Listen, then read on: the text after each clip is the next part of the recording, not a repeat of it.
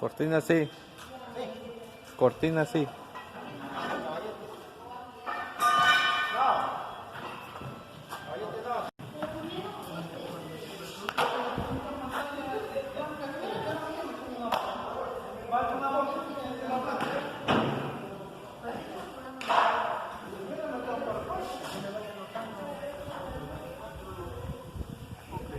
Vamos a empezar con el tema de hoy.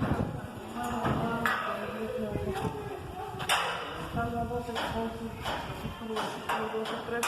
Ándale, ese nada más para amarrar el... Mete la mano para que agarre. Vamos a alzar la mano porque... Bueno, ahora que sale, buenas tardes, jóvenes.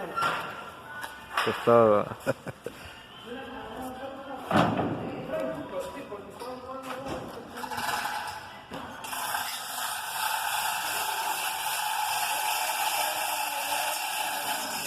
Buenas tardes, estamos aquí en la laguna de Oaxaca. Palomares, Oaxaca, en la laguna.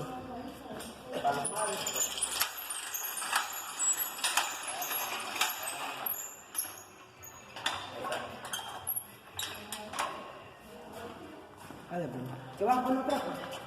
Primero hay que prender la blanca y atrás vamos a meter la negra. Yo no quería hacer la cómoda, ya no sé cómo trabajar. Mira.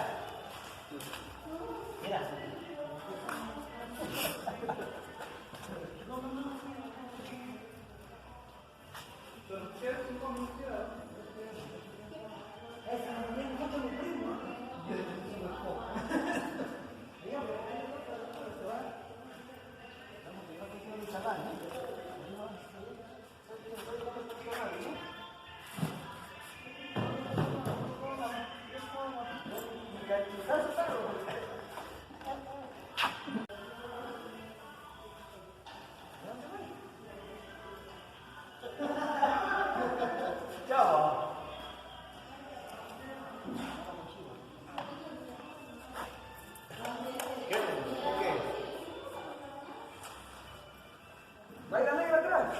¿Está atrás ahí? Ajá. Sí. Probando boca.